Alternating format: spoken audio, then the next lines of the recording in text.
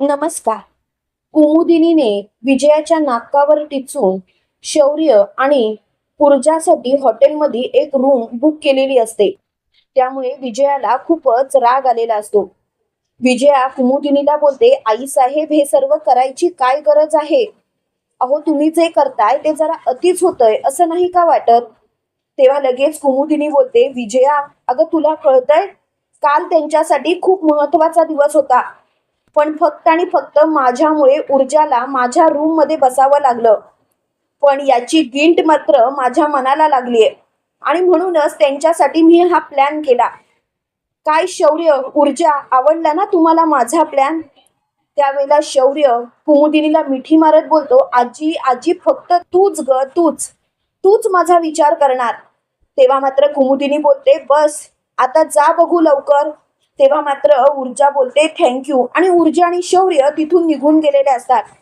पण विजयाचा मात्र चेहरा सापच पडलेला असतो.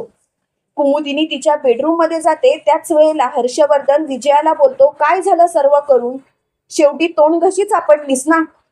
बघ, शेवटी तुझी वाट लावूनच घेतलीस. तेव्हा लगेच विजया बोलते, तुम्ही तर गप्पच बसा.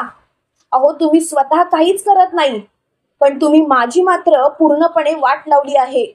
तेव्हा लगेच हर्षवर्धन बोलतो, गप्प बस विजया, काय बोलतेस तू? अगं, तुझा प्लॅन फसला याच्यामध्ये मला कशाला धरतेस? एक गोष्ट लक्षात ठेव विजया, कितीही काही झालं तरी आई साहेब तुझ्या पुढचा विचार करतात, आणि तुला मात्र याचा अंदाजच नव्हता. विजया, तू स्वतःच्या हाताने स्वतःच्या पायावर धोंडा पाडून घेतलास. अगं, तुला कळतच नाही, आता सगळं संपलं. तेव्हा विजया बोलते, बस आता, जर का सगळं संपलंच असेल तर संपू दे. मला सुद्धा बघायचंय ही दोघं कशी एकत्र येत आहेत. तर इकडे विक्रांतने मात्र खूपच घाणेरडा प्लॅन केलेला असतो. गौरव आणि तीर्था तिथे आलेले असतात. त्याच वेळेला विक्रांत त्याच्या गुंडांना सांगतो, त्या गौरवला चांगलंच तुडवा आणि तीर्थाला आत्ताच्या आता तिथून उचला. त्यावेळेला त्याचे मित्र त्याला समजवण्याचा प्रयत्न करत असतात.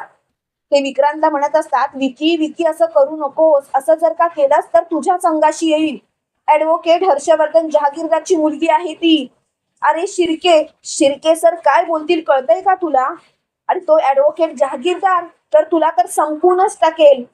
तुला माहिती आहे ना त्याचं त्याच्या लेकीवरती किती प्रेम आहे ते? तेव्हा मात्र विक्रांत बोलतो, बस, मला कोणत्याही परिणामांचा विचार करायचा नाही. मला फक्त ही तीर्था पाहिजे आणि तीर्थाला मिळवण्यासाठी मी कोणत्याही थराला जाईन. तेव्हा मात्र त्याचे मित्र एकमेकांकडे बघत असतात. ते लगेच मोठ्याने बोलतात, विकी, आम्ही या गोष्टींमध्ये तुला मदत करणार नाही. तुला जे करायचंय ते कर, पण एक गोष्ट मात्र लक्षात ठेव, कितीही काही झालं तरी सुद्धा तू खूप मोठी चूक करतोस. त्यावेळेला विक्रांत बोलते, चला तुम्ही, तुला पैसे दिलेत ना, तुझं काम तू चोख कर. त्यावेळेला तो गुंड बोलतो, काहीही काळजी करू नका विक्रांत साहेब, तुमचं काम झालंच. आणि त्याच वेळेला ते गुंड त्याच्या बाईक जवळ जातात, म्हणजेच गौरवच्या. त्यावेळेला गौरव बोलतो, काही काम आहे का? त्यावेळेला ते गुंड बोलतात, हो आहे ना काम, खूपच भयानक काम आहे.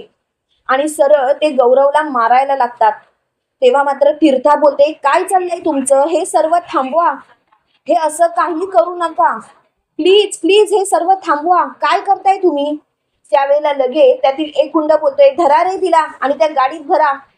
तेव्हा गौरव बोलतोय, काय चाललंय तुमचं? अरे असं का वागताय तुम्ही? तीर्थाला कशाला पकडताय? काय गरज काय आहे? त्यावेळेला लगेच मोठ्याने तीर्था बोलते, गौरव गौरव, मला वाचव, पण कोणीही काहीही करू शकत नसतं. शेवटी तिला त्या गाडीमध्ये भरलेली असते आणि गौरव मात्र रक्तबंबाळ झालेला असतो. इकडे आपल्याला असं पाहायला मिळतं, शौर्य आणि ऊर्जा हॉटेलवरती आलेले असतात.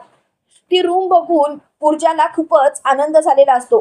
रूम छानपैकी सजवलेली असते, ती ही गुलाबाच्या पाकळ्यांनी. तेव्हा ऊर्जा बोलते, खरंच आजींना ना मानलं पाहिजे. शेवटी आजींनी तेच करून दाखवलं जे आपल्याला पाहिजे होतं. आजी किती विचार करतात ना आपल्या मनाचा.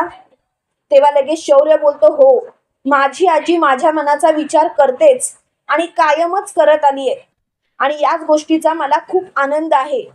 त्यावेळेला लगेच ऊर्जा बोलते, पण शौर्य शौर्य, मला खूपच आनंद होतोय. आणि त्याच वेळेला बाहेरून कसला तरी आवाज येत असतो. तीर्था ओरडत असते, सोडा सोडा मला, सोडा. विक्रांतने मात्र खूप मोठी चूक केलेली असते, कारण ज्या हॉटेलमध्ये शौर्य आणि ऊर्जा असतात त्याच हॉटेलमध्ये त्यांनी तीर्थाला उचलून आणायला सांगितलेलं असतं. त्यावेळेला ऊर्जा तीर्थाचा आवाज अगदी चोखपणे ओळखते. त्यावेळेला ऊर्जा बोलते, शौर्य शौर्य मला तीर्थाचा आवाज येतोय, तीर्था म्हणते सोडा मला सोडा. त्यावेळेला शौर्य बोलतो, ऊर्जा अगं काय बोलतेस तू, तीर्था कशी इथे येईल?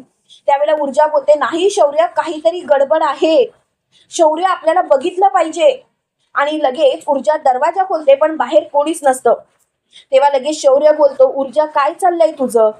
आपण इथे कशासाठी आलो आणि तू कसला विचार करतेस? प्लीज असला विचार करू नकोस ना. तेव्हा लगेच ऊर्जा बोलते, शौर्य मला कळतंय, पण मी तीर्थाचा आवाज ऐकला. शौर्य माझ्यावरती विश्वास ठेव. तेव्हा शौर्य बोलतो, काय चाललंय तुझं ऊर्जा?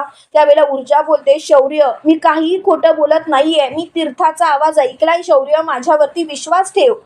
एवढं बोलल्यानंतर शौर्याच्या मनात सुद्धा संशयाची पाल चुकचुकते. त्याच वेळेला समोरच्या कडेच्या बेडरूम मधून ऊर्जाच्या कानावरती काही आवाज पडत असतात. आणि त्याच बेडरूम मध्ये तिथे विक्रांत शिर्केची एंट्री होते. जेव्हा तीर्था विक्रांतला बघते तेव्हा मात्र तीर्था मोठ्याने बोलते, तू तू मला उचलायला सांगितलंस? विक्रांत, तुझी एवढी हिंमत? विक्रांत, तू असं का केलंस? तुला माहिती आहे ना माझे डॅड तुला उद्ध्वस्त करतील. माझ्या डॅडना जर का कळालं ना तू मला उचललंयस तर मात्र तुझी वाटच लागली. त्यावेळेला लगेच मोठ्याने विक्रांत बोलते, गप्प बस. हिच्या तोंडाला पट्टी बांधा रे पहिल्यांदा. आणि जास्त शहाणपणा करायचा नाही. आणि तुझ्या त्या बापाचं कौतुक तर मला सांगायचंच नाही. अरे त्यांनी तर माझा विश्वासघात केला. त्या पद्माशी माझं लग्न लावायला निघालेला, कारण तो स्वतःच्या लेकीचं सुख बघत होता. तेव्हा मात्र तीर्था बोलते, गप्प बस विक्रांत, तुला हे सर्व महागात पडणार आहे. तू मला उचलून आणू शकत नाहीस. त्यावेळेला लगेच विक्रांत बोलतो, आता तू बघ, जे पद्माच्या बाबतीत होणार होतं ना ते तुझ्या बाबतीत मी घडवून आणणार. आणि मग तुझ्या त्या बापाला माझ्याशी तुझा हात द्यावाच लागणार. तेव्हा लगेच तीर्था बोलते, काही झालं ना तरी या जन्मात मी तुझ्याशी लग्न करणार नाही. तेव्हा विक्रांत तिचं तोंड आवळत बोलतो, तू माझ्याशी लग्न करणार नाहीस, माझ्याशी लग्न करणार नाहीस. आणि तिच्या सटासट कानाखाली मारत असतो. तीर्था जोर जोराने बोंबलत असते. शौर्य आणि ऊर्जाच्या कानावरती हे आवाज पडत असतात. शौर्य बोलतो, ऊर्जा खरंच खरंच ती आपली तीर्था आहे? त्यावेळेला लगेच ऊर्जा बोलते, ती तीर्था आहे की कोण आहे हे मला माहिती नाही, पण एक गोष्ट मात्र नक्की, जरी ती तीर्था नसती आणि दुसरी मुलगी असती तरी शौर्य आपल्याला तिथे जाऊन तिला वाचवलं पाहिजे. तेव्हा लगेच शौर्य बोलतो, ऊर्जा ऊर्जा तुझं सगळं म्हणणं मला पटतंय ग, पण मला खूप भीती वाटतेय, माझे हात पाय थरथरतायत. तेव्हा लगेच ऊर्जा बोलते, वेळ घालवून चालणार नाही. इकडे मात्र विक्रांत खूपच खालच्या थराला जाऊन वागत असतो. तो तो तीर्थाच्या जवळ जाण्याचा प्रयत्न करत असतो. पण त्याच वेळेला मात्र शौर्याने जोरात दरवाजावर लाथ मारलेली असते. आणि समोरचं दृश्य बघून तो हादरलेला असतो. पण विक्रांतची मात्र बोबडी वळालेली असते. कारण शौर्याला जेव्हा तो समोर बघतो त्यावेळेला मात्र त्याला धक्काच बसतो. तीर्था मोठ्याने ओरडते, दादा दादा वहिनी मला वाचवा. त्यावेळेला शौर्य हा विक्रांतच्या अंगावरती धावत जातो आणि त्याला सटासट सटासट मारत असतो. त्याच वेळेला ऊर्जा तीर्थाला सोडवते. तीर्था खूपच घाबरलेली असते. ऊर्जा कशी तरी तीर्थाला सावरत असते. ती तीर्थाला म्हणत असते, तू घाबरू नकोस, आम्ही आहोत ना तुझ्या सोबत, तू कशाला घाबरतेस, तुला काळजी करायची गरजच नाही.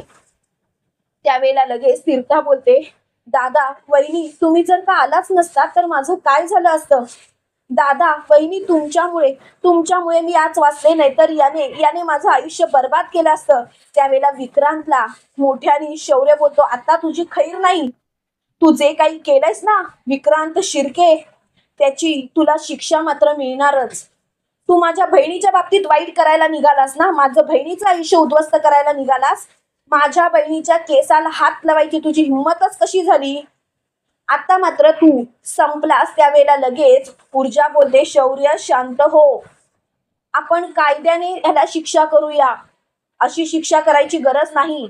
अरे मुळात या माणसाची लायकीच ती आहे. अरे पद्माच्या बाबतीत सुद्धा हा असंच करायला निघाला होता जे तीर्थाच्या बाबतीत करत होता.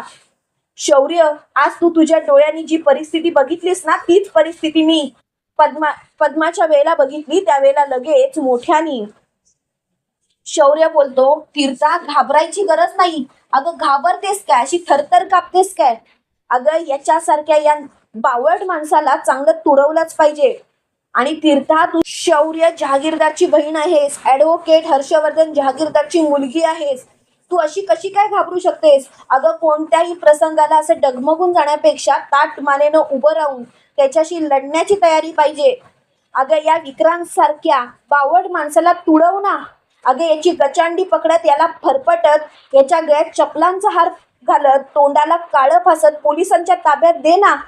तीर्था, अगं तुम्ही आजच्या मुलींना अशाच घाबरता ना, म्हणूनच यांचं फावतं. त्यावेळेला तीर्था बोलते, पण मी घाबरणार नाही दादा. मी ह्याला शिक्षा करणार, याची लायकी याला दाखवणार.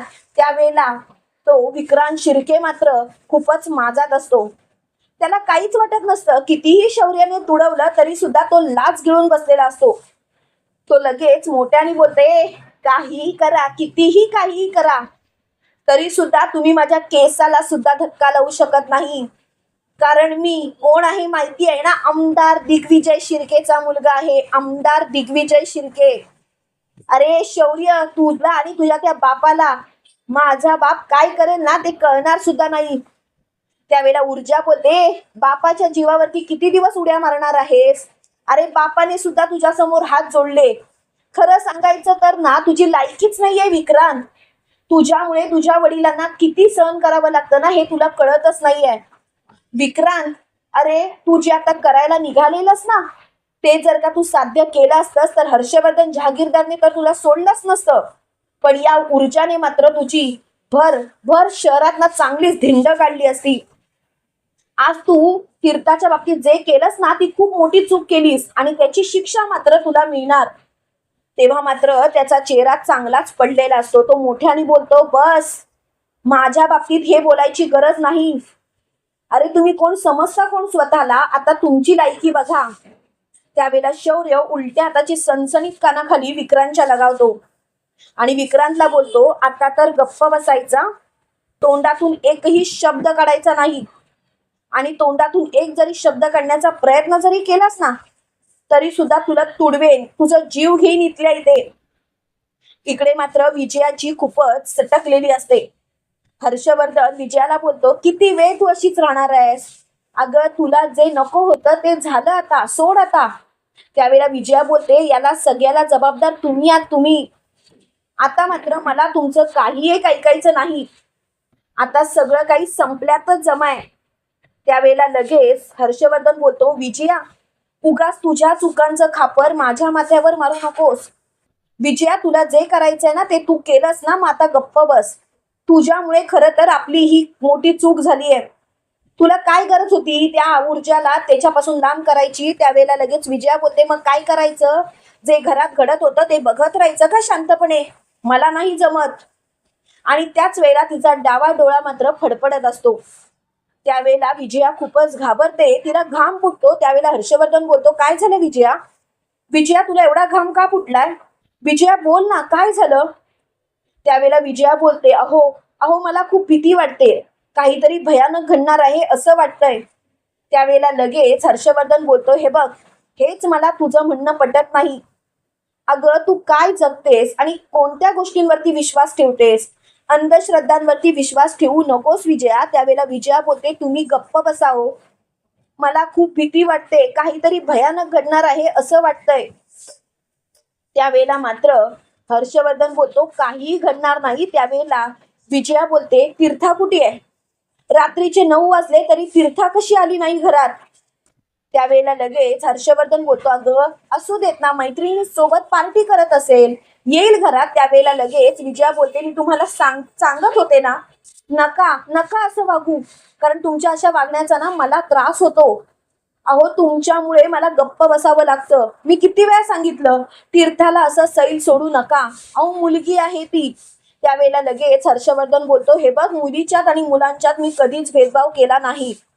माझ्यासाठी माझी मुलगी खूपच लाडाने वागलेली आहे. त्यावेळेला लगेच मोठ्याने विजया बोलते, अहो याचीच तर भीती वाटतेय मला.